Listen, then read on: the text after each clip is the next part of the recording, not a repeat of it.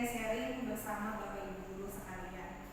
Dan juga terima kasih kepada Bapak Ibu Guru yang telah hadir menyempatkan waktunya, walaupun kita sama-sama tahu saat ini minggu ini adalah minggu-minggu yang sangat padat kegiatan baik di SMP ataupun di SMA ya. Nah, kali ini Bapak Ibu izinkan saya untuk mengisi seminar diseminasi yang artinya bukan seperti seminar biasa ya. Diseminasi ini adalah menyampaikan hal-hal yang baik, pengalaman-pengalaman yang baik kepada rekan-rekan sejawat. Saya merasa saya muda, ya, Bapak Ibu Guru lebih muda ya. Oleh karena saya menganggap Bapak Ibu Guru, Bapak Kepsek juga sama, itu adalah rekan sejawat saya. Nah, sebelum kita lanjut, ada yang baru masuk lagi. Baik, waalaikumsalam.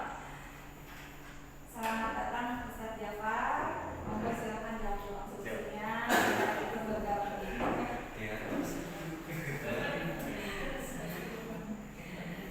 Cuma sayang nih, hari ini saya nggak ketemu Pak Dede.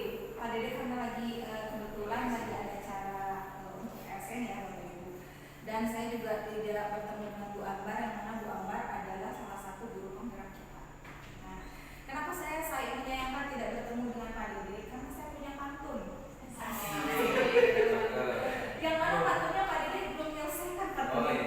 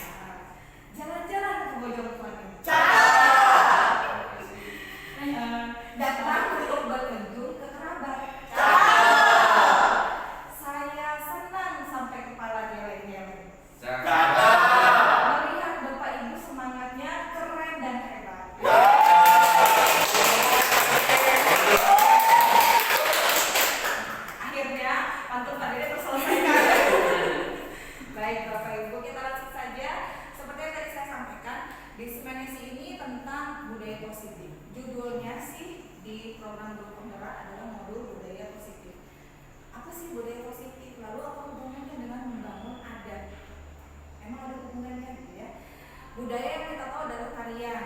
Apalagi yang Bapak Ibu tahu budaya makanan, ya kan? Terus apa lagi? Rumah, adat dan seterusnya. Nah, ternyata ketika saya masuk ke program guru penggerak, budaya mempunyai arti yang baru. Apa yang akan kita ulas kita lihat. Sebelum kita lanjut, saya izin dulu untuk menyampaikan legalitas karena ketika saya menyampaikan sesuatu, khususnya ini di bidang seminar, saya menyampaikan kalau saya membawakan materi tentang guru penggerak atau program guru penggerak, maka saya harus punya sertifikat. Yang pertama, izinkan ini sertifikat saya sebagai yang di atas adalah yang bawah dulu ya, yang bawah ini tahun 2022 sebagai pengajar praktik. Jadi saya tidak mengaku-ngaku pengajar praktik dari sekolah mana, tapi ini tercantum di Kemdikbud saya sebagai guru penggerak dari SMP IT Auladi, pengajar praktik dari SMP IT Auladi. Jadi kemana-mana saya membawa label SMP IT Auladi. Kemudian tahun berikutnya saya lulus lagi menjadi fasilitator, sama masih sebagai fasilitator dari SMP IT Auladi. Oleh karenanya saya punya amanah untuk membangun baik itu di SMP Auladi atau di Auladi. Jadi diseminasi ini adalah amanah untuk saya berbagi kepada teman-teman. Lalu saya juga ingin menyampaikan certified BNSP saya sebagai trainer, karena dalam rangka seminar saya menjudulkannya seminar, maka saya harus punya legalitasnya. Itu kira-kira Pak Ibu ya, intermezzo. Kalau Pak Agus tadi mengatakan panjang banget ininya ya, Pak hari juga kemarin nanya, Bu apa ininya? Jangan dianggap yang ininya ya Bapak Ibu. Karena yang depannya C itu berlaku memang seumur hidup, tetapi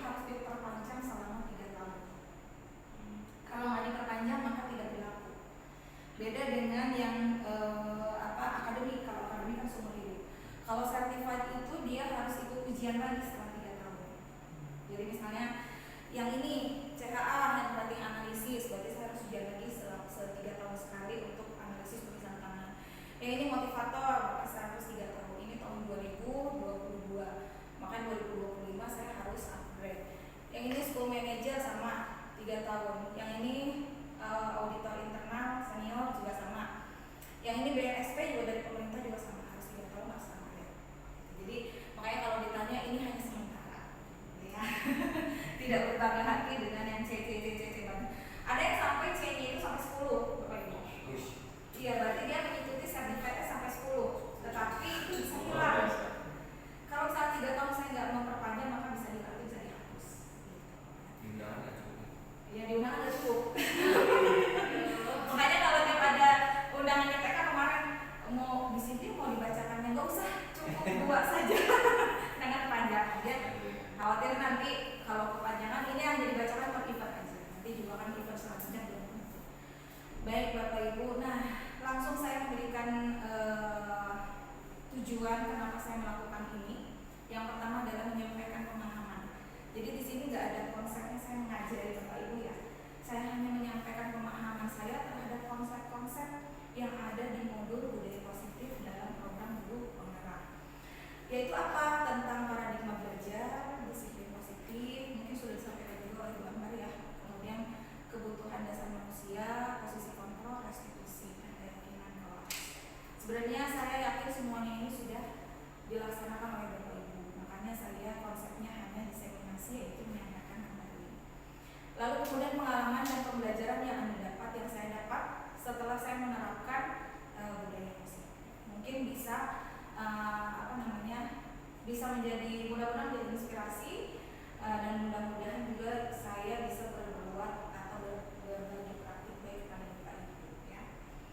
Agendanya Bapak Ibu pembukaan, lalu penyampaian diseminasi, refleksi tanya jawab dan penutup.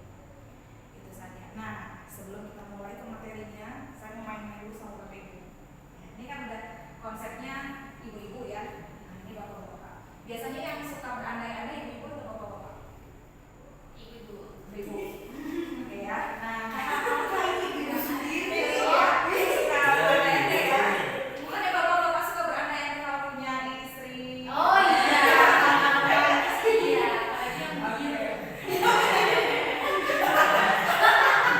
Takut lah. Baik. Nah, tapi harus ada yang berandai-andai, harus ada yang realita. Ya. Siapa yang mau realita? Berarti bapak-bapak harus realistis ya. Realistis Pak. Ayo ya. Yang ibu-ibu maka silakan sekarang ibu-ibu bayangkan ada 2 kata. Ya. 2 kata diawali dengan jika. Jika saya ini misalnya. Atau maksimal 3 kata. Jika saya ini.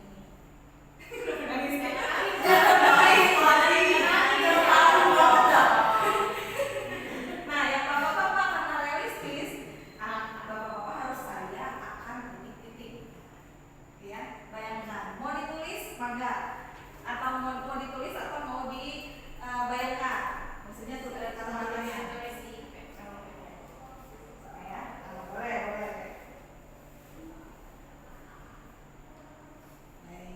Saya beri waktu 1 menit untuk berpikir, Bapak Ibu. Silakan.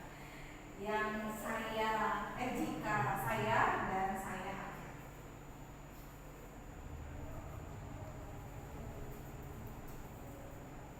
1 menit saja, nggak usah lama-lama.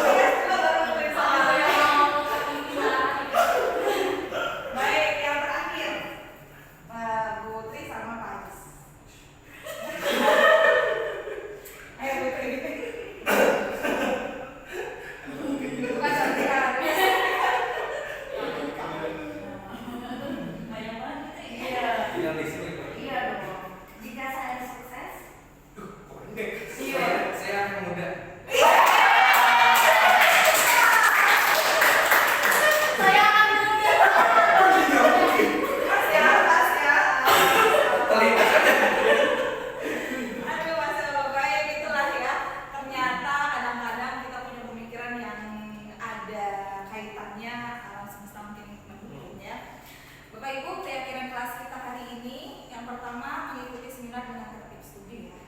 Kita sama-sama yakini kita mengikuti seminar dengan tertib pasti karena kita sudah dewasa. Yang kedua menghargai perbedaan pendapat pastinya. Yang ketiga meminta izin jika ada keperluan. Nah, nanti kalau Bapak Ibu mau izin, misalnya ke belakang maka angkat tangan satu aja. Tapi kalau misalnya ada pertanyaan atau menjawab pertanyaan boleh. Jadi biar ada kode ya. Yang terakhir wajib senyum dan bahagia. Ya karena wajib senyum dan bahagia. Gimana? Semuanya kegiatan kelasnya oke? Bisa? Oke. Baik, kita langsung saja.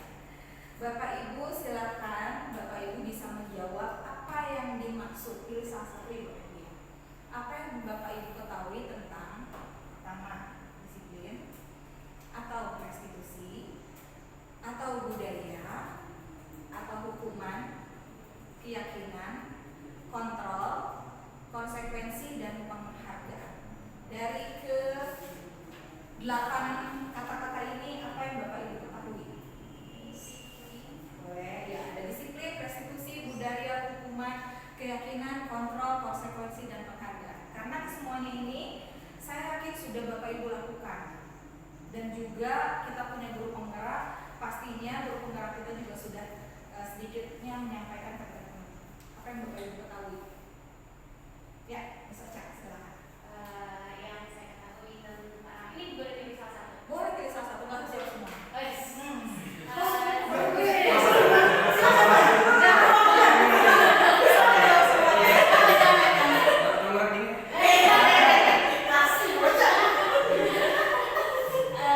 Saya akan mencoba menjawab yang budaya ya. Budaya. Apa yang maksud dengan budaya? Budaya kalau menurut saya itu adalah suatu kebiasaan yang sudah kita lakukan dari dulu sampai sekarang, dan bahkan untuk mengubah budaya itu juga susah, baik membentuk maupun mengubah suatu itu susah. Baik, budaya adalah suatu kebiasaan yang sudah dilaksanakan dari dulu, sekarang dan hingga nanti ya, dan memang agak sulit untuk katakanlah kalau dirubah ya, entah itu dari baik ke lebih baik lagi, apalagi dari yang kurang baik ke yang lebih baik gitu ya. Oke, baik, terima kasih. Tepuk tangan dong buat ya, siapa lagi yang mau coba menjelaskan? Saya ini.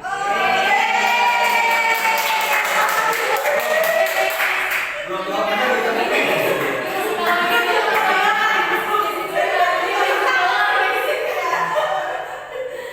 Silakan Ustaz. penghargaan.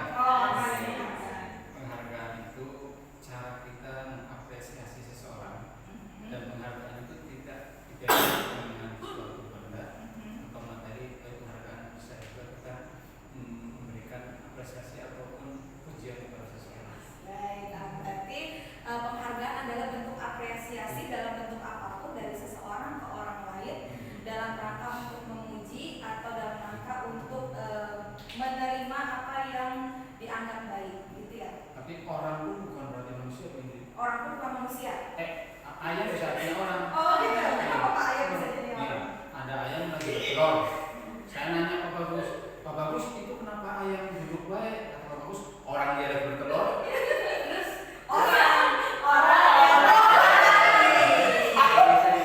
Ada kambing lagi pada ngumpul di situ. Bagus, kenapa banyak kambing di situ?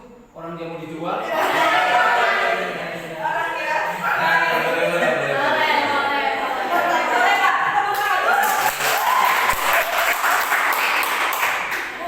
Bapak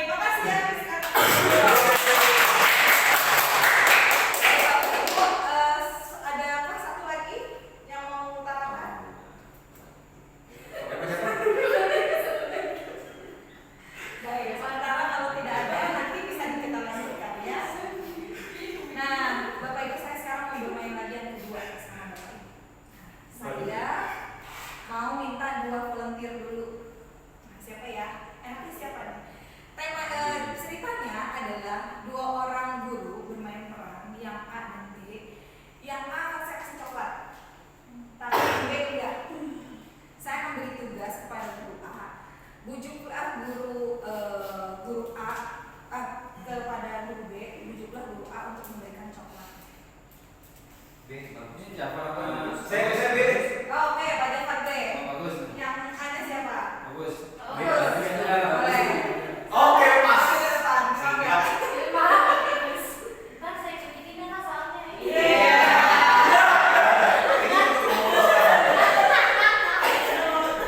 Dari mana ke sini? Di sini kalau. Oh, enggak. Ayo bagus. Nanti sesi pengunjungnya selama kita sama-sama hitung ya 2 menit aja.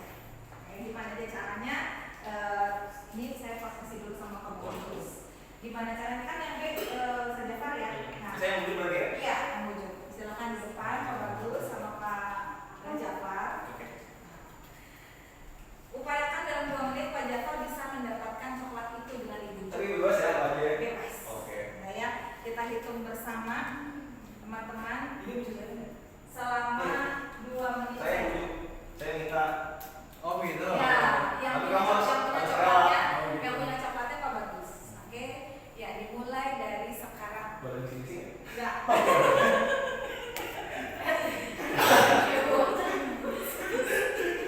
Aku malu. Ya, Pak Bagus. Ya. Saya sebetulnya nggak butuh utama. Iya. Cuma ya mohon bantu. Kenapa tuh? Nanti saya akan bantu. Iya, betul. Jadi saya mau minta coklatnya. tapi Terserah. jangan mudah diberikan. Gimana? Oh ya, katanya terserah ya boleh boleh. Tapi sendiri gitu ya. Saya minta coklat ya. Iya. Terserah kalau kamu mau ngasih apa enggak.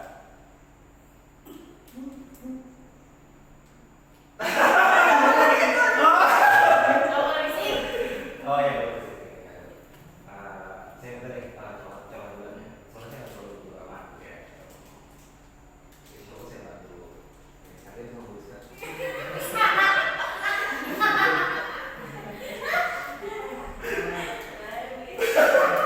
Gini Pak, saya habis makan mie nih, habis makan pangsit. Enak-enak tuh makan penutupnya. Oh. Saya baru beli coklat. Gimana kalau saya ganti sama teh botol? Beli.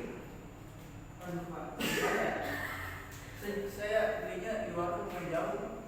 Oke, nggak pakai botol terus kan? Apa?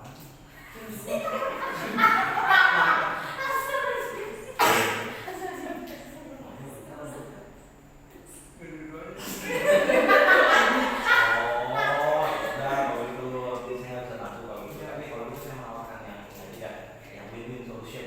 30 detik lagi. Oke, win solution. Nah, itu saya minta ini supaya kasih dulu. Mau Pak Jafar kayaknya udah makan ya? Iya, belum sih, mau dibaca masih di situ. Mau dibaca? Kayaknya mau belanja aja nih. Oh, oke. Baiklah, tepuk tangan. Itu nggak boleh.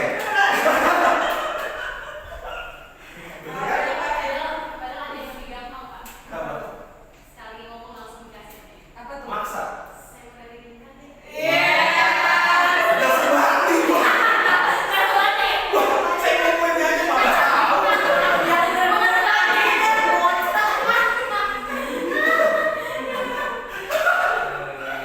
Terima kasih Pak Bagus, terima kasih Pak Jafar untuk bermain perannya. Nah, yang kita mau tanyakan bareng-bareng adalah dalam kegiatan tadi sebetulnya siapa yang pegang kendali? Pak Bagus atau Pak Jafar? Bagus. Kenapa Pak Bagus yang pegang kendali? Karena pegang Gila. Dia yang punya. Gila.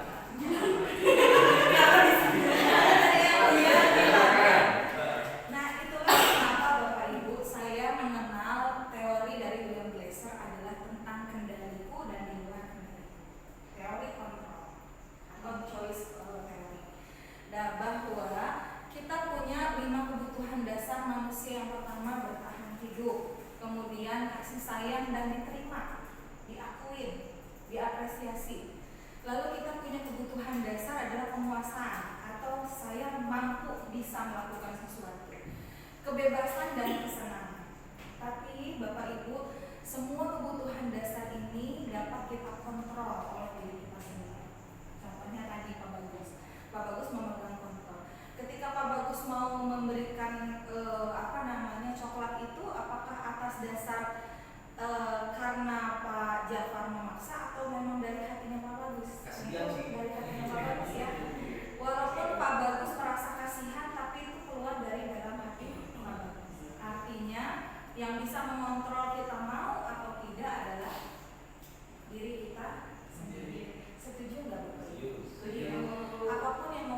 lakukan, kita mau berkata, kita mau melakukan sesuatu, kita mau memperlakukan orang, kita mau berpikir tentang sesuatu, tentang seseorang.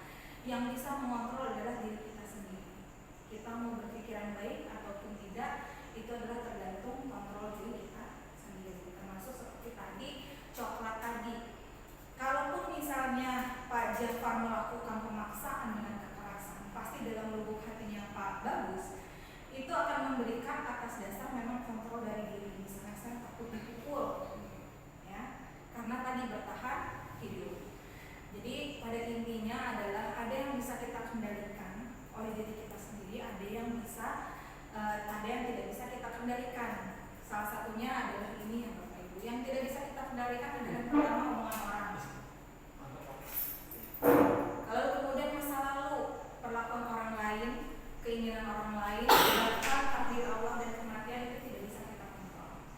Sehingga kalau kita tahu konsep ini, orang lain mau ngobrolin kita nggak bisa kontrol, dan kita tahu itu adalah kontrol diri dia, gitu ya. Jadi disitulah kita muncul bahwa konsep kontrol diri atau disiplin positif itu lahir dari diri kita sendiri atas dasar kebutuhan manusia tadi. Jadi Bapak Ibu setujukah kalau misal kita bisa mengontrol yang ada di dalam ranah kendali kita? Setuju. Pastinya berusaha ya. Walaupun berat, saya pun sama merasakan. Ya, terkadang yang paling berat adalah mengelola emosi. Betul kan Bapak Ibu? Betul. Ya. Saya merasakan sendiri mengelola emosi, kemudian mengelola pikiran.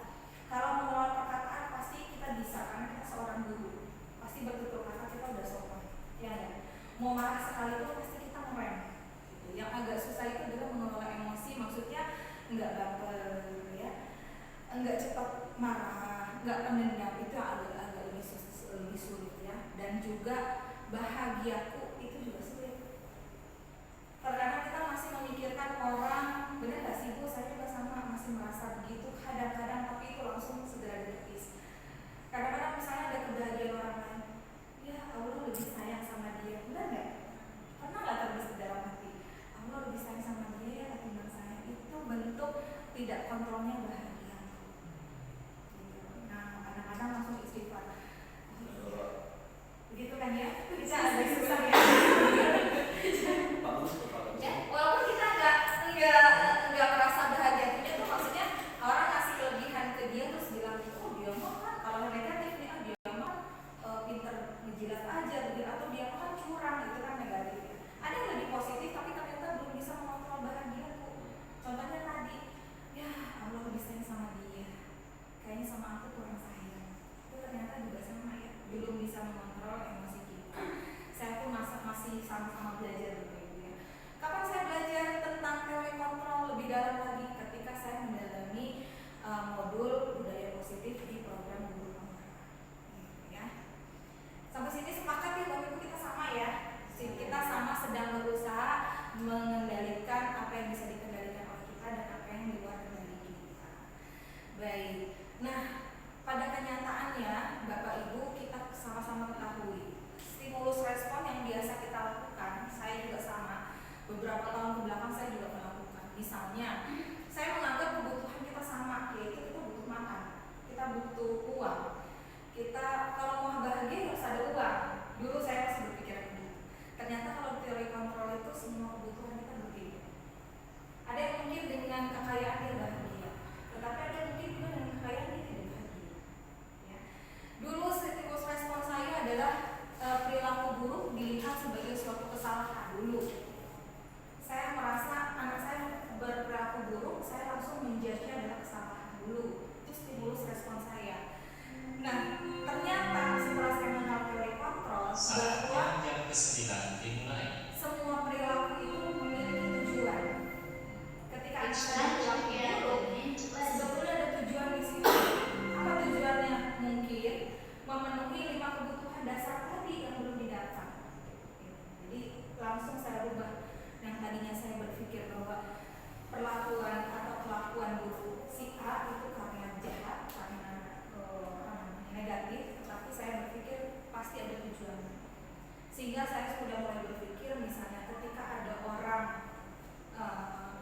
berbuat jahat sekalipun pasti ada tujuan.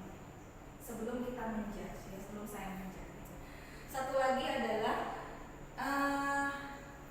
saya bisa mengontrol orang lain.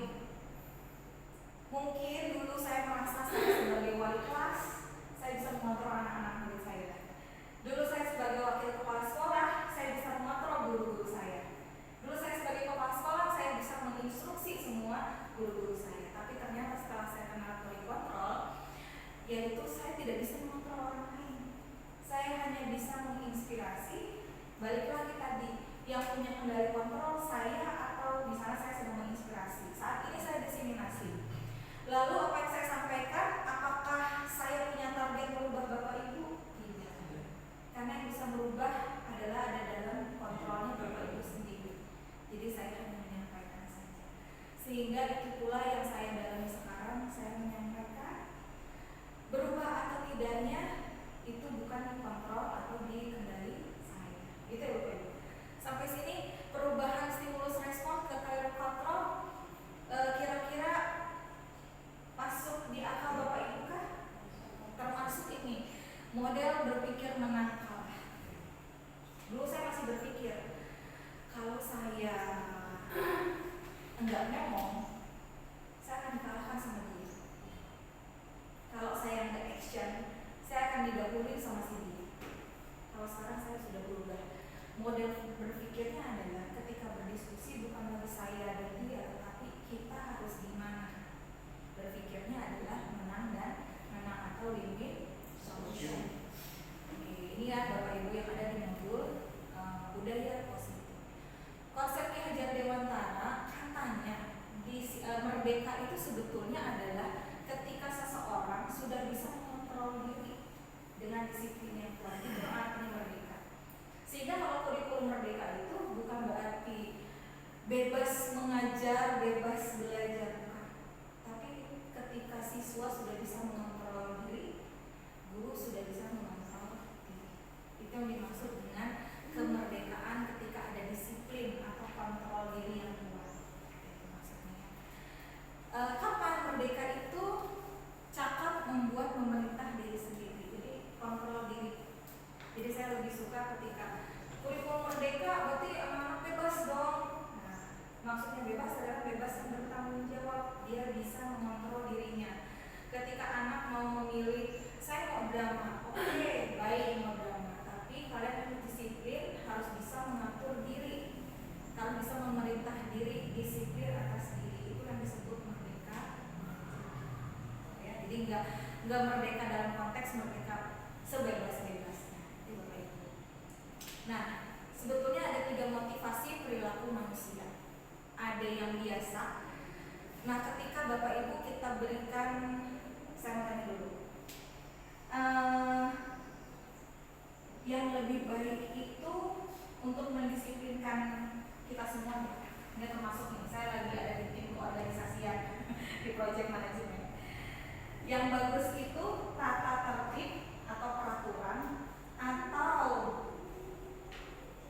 keyakinan.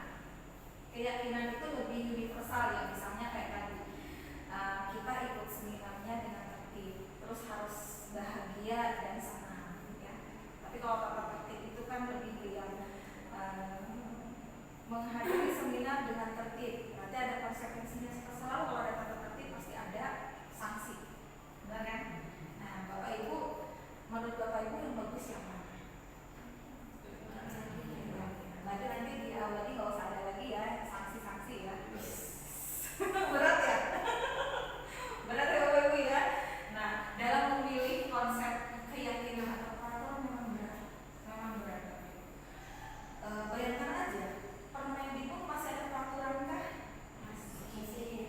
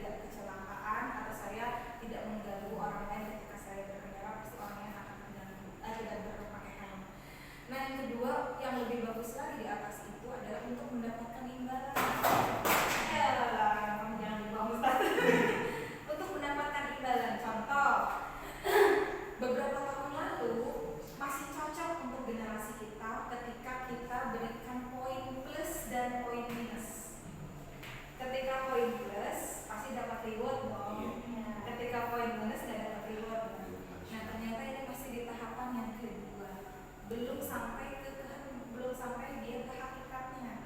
Kenapa saya harus pakai helm? Kenapa saya ke sekolah itu harus pakai sepatu? Si anak itu belum nyampe ke hatinya.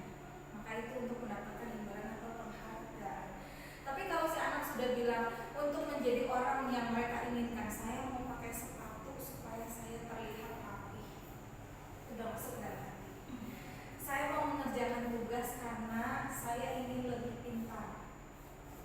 Jadi ke diri. Maka ini yang disebut dengan dia sudah menghargai diri sendiri dengan nilai-nilai yang mereka percaya. Saya mau belajar karena saya ingin pintar. Bukan lagi saya mau belajar karena disuruh orang tua. Saya mau sekolah karena ya saya umur segini pas sekolah. Tidak lagi. Nah, kita mau bangun itu Bapak Ibu ya. Bagaimana caranya motivasi ekstrinsik melahirkan motivasi intrinsik dalam hatinya dia, bahwa itu untuk menghargai dirinya sendiri. Contoh, Pak Bagus kenapa pakai baju batik hari ini? Supaya lebih rapi. Saya kira supaya lebih ganteng. Maksimal ya. Nah itu ya, sama seperti kalau kita mengatakan kenapa Bapak Ibu harus pakai sepatu? Ya, saya dulu pernah menegur Bapak Ibu beberapa guru ketika ke sekolah tidak menggunakan sepatu. Tapi saya menyadari ketika saat itu saya masih mengontrol orang lain dengan saya menegur. Ya, ternyata itu belum tepat. Nah, akhirnya mungkin saya berpikir orang tersebut belum sampai ke motivasi intrinsiknya sampai ke ideal. Yang mana kalau ketika ideal saya kalau tidak pakai sepatu, maka saya akan beramal jariah yang buruk terhadap siswa-siswi saya. Kenapa beramal buruk? Saya memberikan contoh yang tidak didik. Jadi akhirnya sampai ke hakikat. Itu yang dimaksud dalam budaya positif ini. Nah, tadi sudah saya tanyakan ya peraturan atau keyakinan, lebih memilih keyakinan. Nah, sebelum masuk ke posisi kontrol Bapak Ibu, disilakan untuk berdiri dulu. Silakan Bapak Ibu berdiri. Pasti berdua. Mungkin kalau bisa apa nih bajunya? Ini Kenapa? batik cara Oh, modelnya baru ya.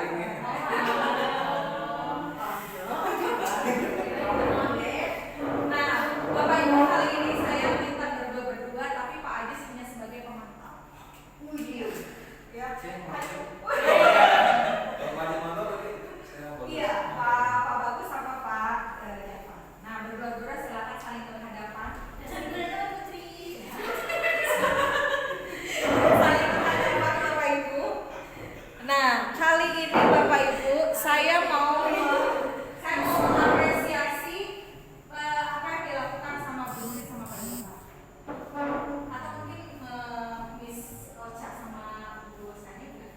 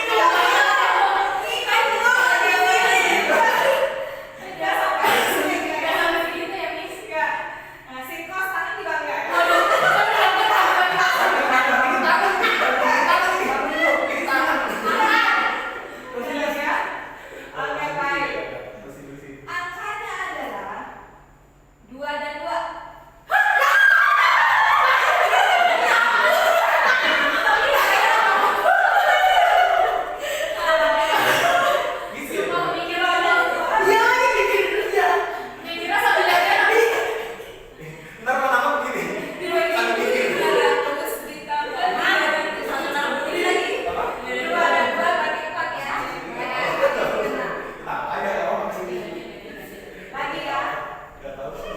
Konsentrasi, oh ini udah masuk yang ketiga. Benar. Ya. Konsentrasi. Pak Hadi apa aja seliputan, Miss? Iya, nanti kalau ada Pak kita seliputan. Seliputan itu.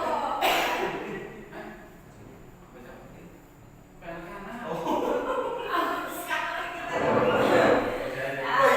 Pak Hadi boleh pilih pemenangnya. Boleh pilih pemenangnya. Oke, yang kedua, yang sesi kedua angkanya adalah 13.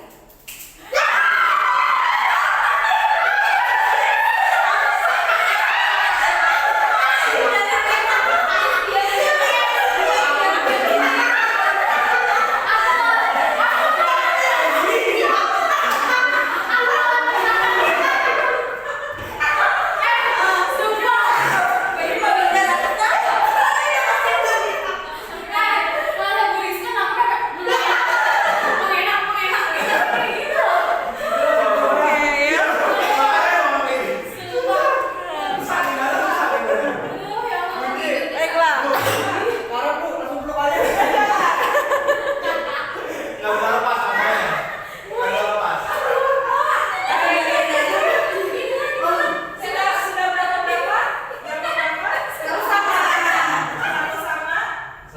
Satu sama. Sama. Ya. Sesi yang ketiga. Ini sesi yang terakhir. Sesi yang terakhir. 8 dan 5.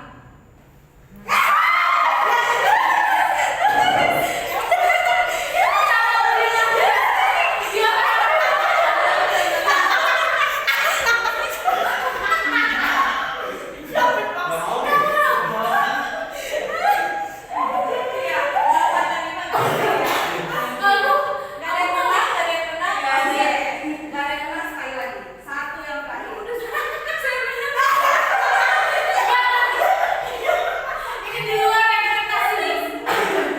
Oke.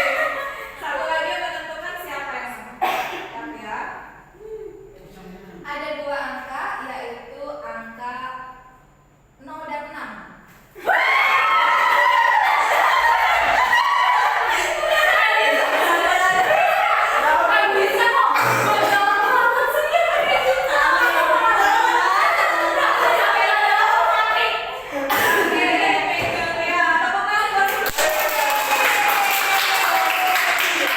Ya, silakan duduk kembali Bapak Ibu.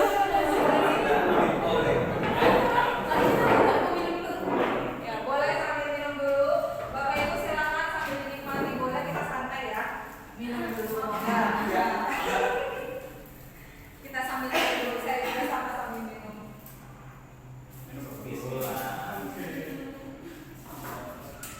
Ya, ternyata kita kalau main hitung-hitungan juga sama ya Bapak Ibu.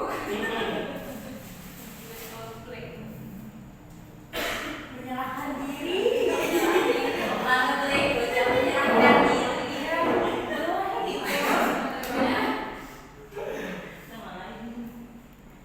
Oke Bapak Ibu ya. Jadi yang tadi hanya permainan semata ya Bapak Ibu.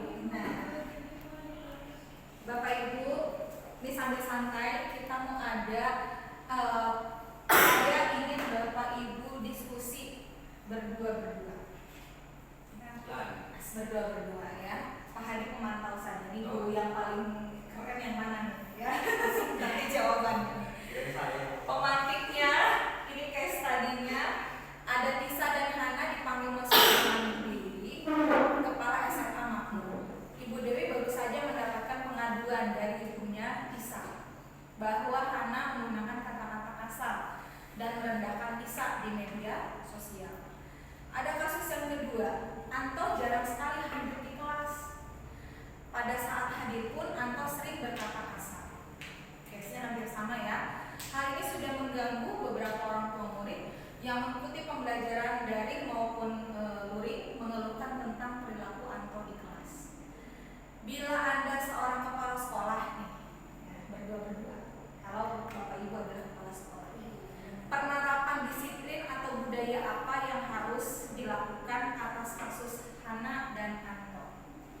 Silakan Bapak Ibu diskusikan selama kurang lebih 10 menit paling lama.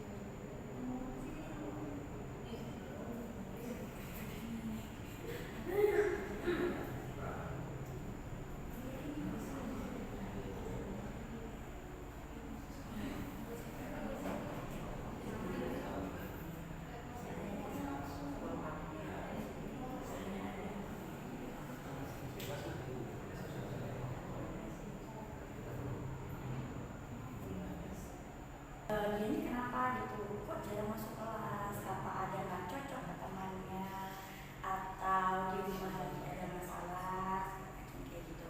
Terus untuk berkata-kata tujuannya apa?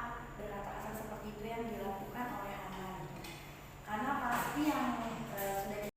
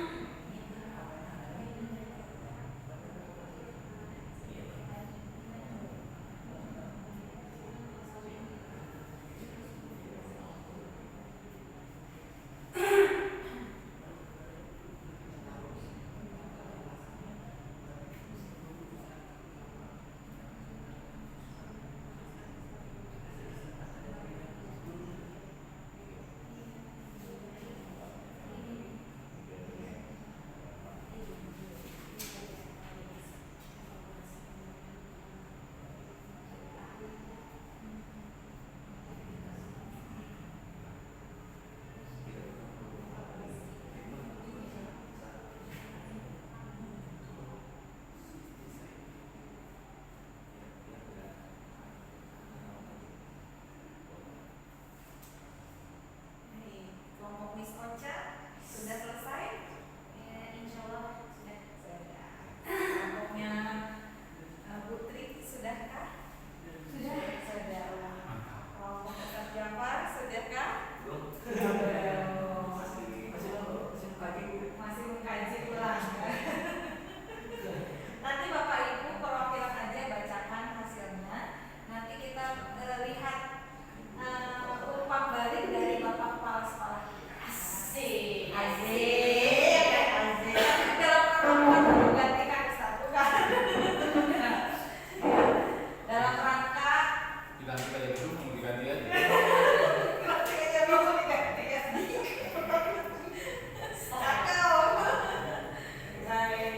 Nah, kalau begitu untuk mempersingkat waktu, nggak apa-apa, nggak dapat nomor bagus, lanjut saja diskusinya. Mari kita dengarkan pendapat-pendapat para ibu-ibu solihah kita yang akan nanti diberi umpan balik oleh Bapak Kepala kita. Monggo, siapa dulu nih? Mau Miss Ocha atau Putri dulu? Ocha. Yang udah nikah dulu. Ya. Satu kertas kak, adanya kertas-kertas kecil Ustaz. Ada. Nah, nanti Bapak Ibu boleh ya, boleh dicatat juga masukan dari atau umpan balik dari Bapak Presiden ya. Mohon maaf saya kertasnya kecil-kecil. Oke ya, berarti nanti yang memaparkan apa hasil diskusinya itu Miss Ocha duluan, kemudian Putri dan temannya, dan terakhir saya ya. Baik. Panjang bener nih. Siap-siap nih. Siap-siap kita. Oke, ini. Baik, silakan Miss Ocha sampaikan pendapatnya dengan kasus yang ini. Baik, terima kasih Miss Indri atas kesempatannya.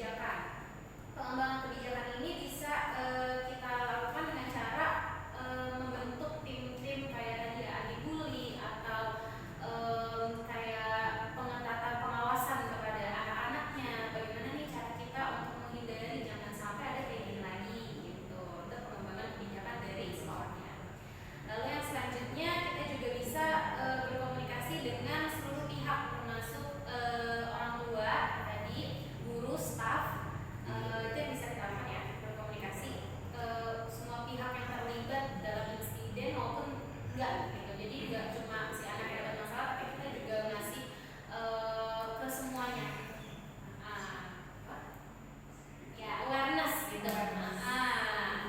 Ya, terus selanjutnya kita kolaborasi dengan pihak eksternal. Tentunya pihak BK bimbingan konseling itu kan adalah orang-orang yang paham dari bidang psikologi ya. Pasti yang tadi misalnya ada yang tadi pelecehan dari sosial media, mendapat kata-kata kasar, atau pasti anak entah dia mendapatkan trauma atau gimana. Nah kita tuh guru itu kan memang kita belajar ya hanya untuk menjadi guru gitu sebenarnya teorinya.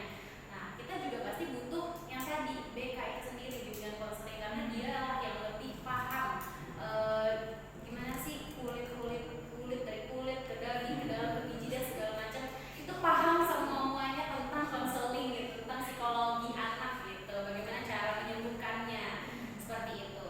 Dan yang terakhir itu adalah pemantauan serta evaluasi. Apakah step-step yang tadi saya sudah sebutkan, saya dan juga saya sudah ini juga pikirkan juga, apakah memang berhasil gitu, apakah memang kita bisa nih mencegah biar di masa yang akan datang tidak akan terjadi kayak gini lagi, seperti itu. Oke, dari saya dan Bu Rizka, terima kasih. Wah, terima kasih Bu Rizka. Tahan dulu. Boleh, alhamdulillah sudah dicatat, nanti kita dengarkan lagi pemecahan kasusnya dari Bu Tri dan Bu Nada. Silakan. Terima kasih Bu Rizky atas waktunya. Dari yang sudah kami diskusikan, saya dengan Bu Nanda, yang jadi inti dari kasusnya adalah berkata kasar dan atau ibu jarang hadir di kelas. Yang pertama sudah pasti kita diskusi dengan anaknya. Tujuannya melakukan itu apa? Yang pertama jarang hadir itu kenapa? Kita pastikan dulu dia ini kenapa gitu, kok jarang masuk kelas, apa ada nggak cocok ke temannya, atau di rumah lagi ada masalah, kayak gitu. Terus untuk berkata kasar tujuannya apa? Berkata kasar seperti itu yang dilakukan oleh anak gitu. Karena pasti yang sudah kita ketahui nggak mungkin seperti yang boleh bilang, nggak mungkin dia melakukan itu tanpa ada sebab awalnya seperti apa. Kemudian banyak benar nyatatnya perasaan pas bocah diem aja. Pas saya panjang benar. Kemudian kita beri gambaran kalau misalkan dia melakukan ini secara terus menerus, nantinya gambarannya adalah nanti akan jadi seperti ini loh gitu, kedepannya nama baikmu tidak sebagus yang kamu inginkan. Kemudian kamu tuh sebenarnya tujuan kamu melakukan ini apa yang kamu butuhkan dari yang kamu lakukan. Misalkan kayak saya pengen ini Bu, pengen viral aja Bu gitu, saya pengen terkenal aja Bu, biar terkenal karena udah berkata kasar lah, jarang masuk kelas segala macam. Kemudian untuk masalah jarang hadir di kelas, kita panggil orang tuanya, mungkin ya Bu, kita panggil orang tuanya, kita diskusikan bersama dengan anaknya, dihidupkan. Kemudian kalau dalam pantauan ternyata tidak ada perubahan, kita home visit ke rumahnya, kita tanyakan kenapa jarang masuk gitu. Kenapa? Pengajuan dulu. All lessons have ended for today. See you tomorrow morning with the new learning spirit. Take care on the way home and have a nice day. Ya, kemudian kita kasih, kalau misalkan home visit juga ternyata tidak ada perubahan yang signifikan gitu. Jalan terakhir yang kami diskusikan itu membuat surat pernyataan kalau memang sudah tidak ada perubahan yang signifikan dari anak tersebut, contohnya Anto gitu. Baik. Masih juga ditahan Ustaz tadi. Nah, kita Banyak dengarkan bener. dulu. Kita dengarkan dulu penjelasan dari Pak Bagus dan Pak Jaka. Monggo. Apa nih solusi yang ditawarkan oleh Ustaz Bagus dan Ustaz Jaka? Nih, para semua tidak menunggu jawaban nih.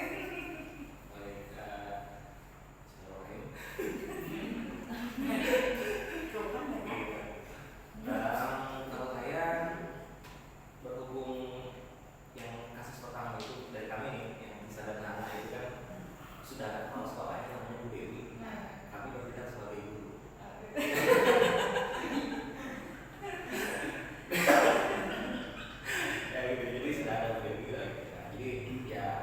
sebetulnya sebelum ke Bu Dewi, nah ini adalah cara-cara yang akan lakukan. Ya, tapi sebenarnya kita tahu nih, tapi mungkin Bu Dewi juga masih nanya gimana nih Pak Pak, gimana nih Pak Bagus, gitu ya. Nah, begitulah yang akan coba kita selesaikan dalam metode seperti ini gitu ya. Jadi yang pertama pastinya coba kita undang yang paling utama Hana gitu. Hana kita panggil, kita undang, kita ajak ngobrol, kita tanya tujuannya apa. Nah, kata dulu tujuannya dia mau apa dari hal itu, apakah cari perhatian kah gitu ya, atau memang sakit hati, atau jangan-jangan dia dibully sekolahnya tapi di rumah sekolah biasa gitu ya. Nah itu di situ, kadang kita nggak tahu di situ gitu kan. Nah ya setelah dapat cross check sama si Hananya, kita coba undang orang tuanya gitu. Nah biar apa, kita mau undang orang tuanya itu mau kenal gitu, jangan-jangan sifatnya menular dari orang tua atau gitu ya, atau kan kita mau ngobrol gitu. Atau barangkali orang tua tahu aktivitasnya si Hana ini di rumah seperti apa, temannya kayak apa. Iya gitu, karena emang ya harus gitu sih, teman ini saya pikir prosesnya lama gitu.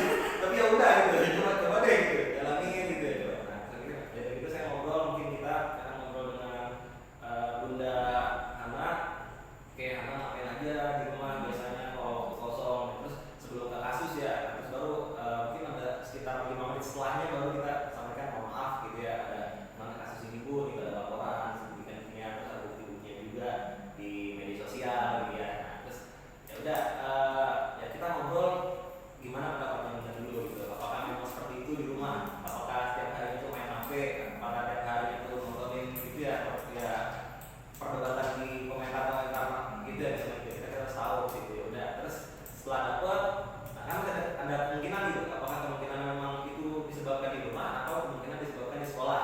Nah yang penting kita udah dapat kronologinya gitu di situ, kita udah dapat informasi terkait orang tuanya, seperti apa orang tuanya gitu. Nah itu udah selesai itu kita pulangkan.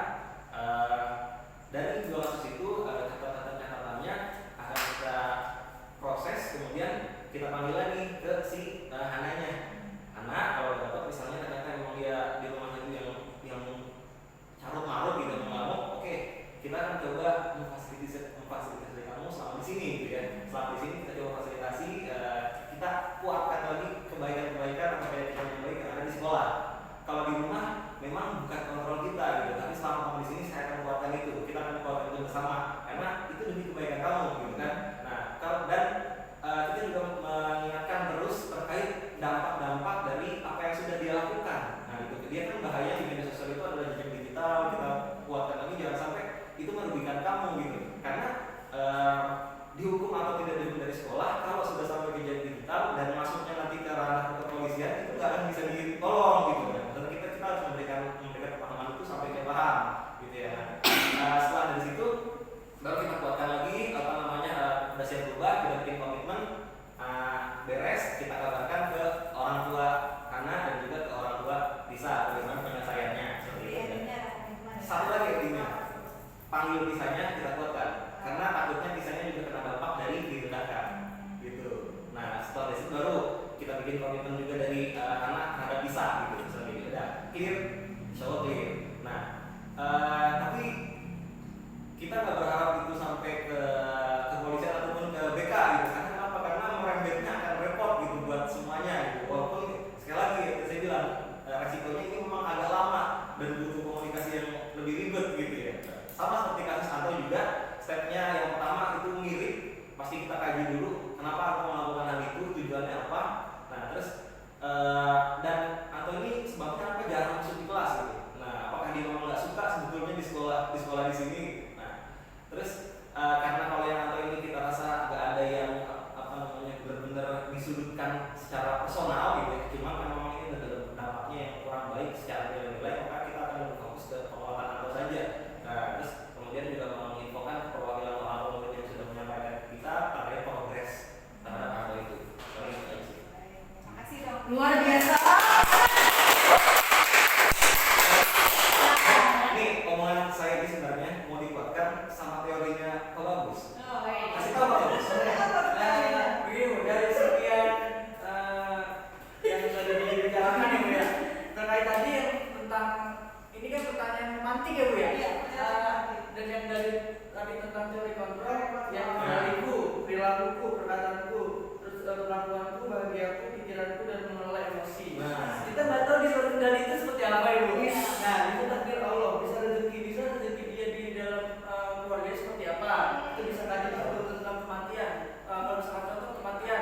keluarganya, contohnya ada siapa yang habis meninggal dan sebagainya, dan ketika ada case dengan temannya melonjak emosi sebagaimana Bu, dan terus kebutuhan orang lain, terus pendapatan orang lain, misalkan pendapatan dari keluarganya yang tadi mencukupi atau enggak, terus bisa di compare dengan temannya atau bisa menjadi sebuah emosi gitu. Jadi ditelan sampai ke situ ya Pak ya.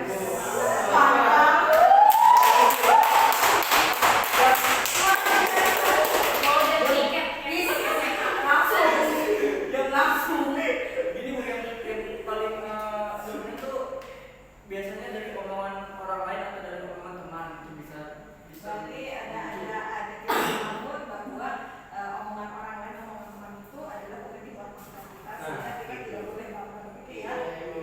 dan untuk yang tadi penerapan disiplin itu dari penjelasan tadi controlling secara berkala pada anak Kontrol tersebut. secara berkala.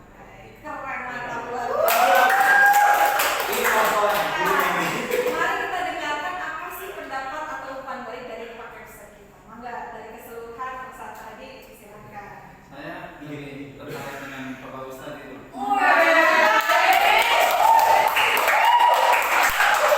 Tentang pendapatan